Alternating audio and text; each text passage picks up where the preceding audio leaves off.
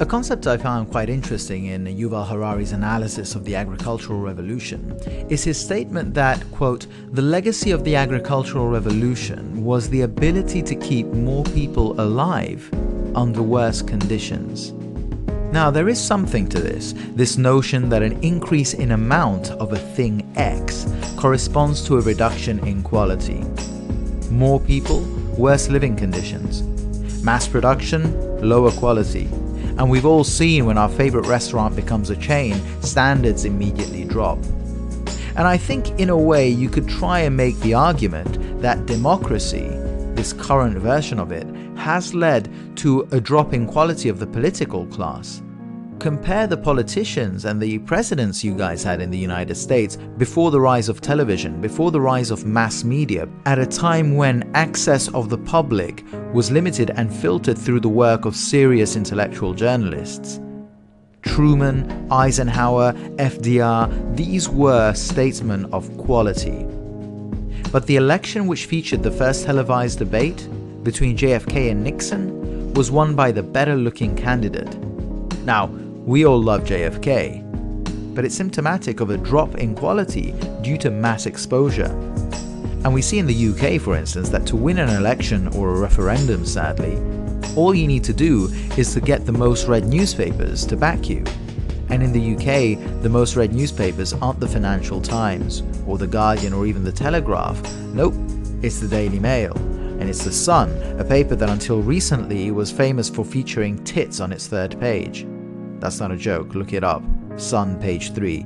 You'll get some Saturday afternoon fun. So this is a fascinating point, that the phenomenon of mass growth seems to always go hand in hand with a reduction in quality. And I think that it's because a fundamental component of mass growth is repeatability. Take the Henry Ford method. He revolutionized industry by going for an ultra-specialized production chain where one person would only do a minuscule part of the process over and over again ad infinitum, passing his bit on to the next guy who would do something else.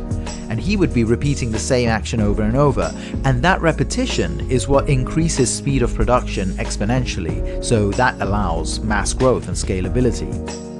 It's the same type of difference as between your gourmet burger joint, where the chef makes each burger with love and care, and McDonald's, where there's one guy flipping 10 burgers at a time, another guy puts the lettuce in, there's one dude on mayo. Now, you know between those two models which one is scalable. McDonald's obviously, because it's way faster and cheaper, and because of that, it's also lower quality. But it's no wonder it leads to a worsening of living conditions. Because on the one hand, repeating the same thing over and over again is alienating. It's demeaning, it's dehumanizing. If you're just doing a tiny part, you don't feel like you have a stake in what you're doing. You're just a replaceable cog in the machine. This is what Marx was talking about when he said that alienation of the workers would inevitably lead to them overthrowing the capitalist system. Marx was right once again. But I wonder if this paradigm is also affecting our pleasures and our entertainment, clearly. Think of it this way.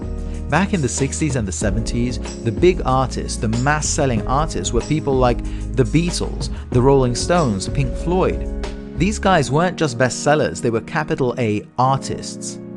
Yet somewhere along the line, the music industry figured out that why foster real talent, which only comes along once every now and again, when I can instead market garbage that I can just replicate over and over again. I mean, finding a Led Zeppelin, that's once in a lifetime. But I can create a new teenage boy band every couple of years. Hey, you know what? I can even make money from the selection process. Make it a reality show. Question is, can I make more money from a band like Queen with a 20-year career span? Or can I make more money with 20 bands like One Direction who each have a 5-year career span? And it's obviously the latter. So quality loses out to quantity. And because that's what we're all exposed to, maybe our tastes, just like Marx's workers, become alienated. And they lose the ability to tell the difference between that gourmet burger made with so much love and just any old McDonald's.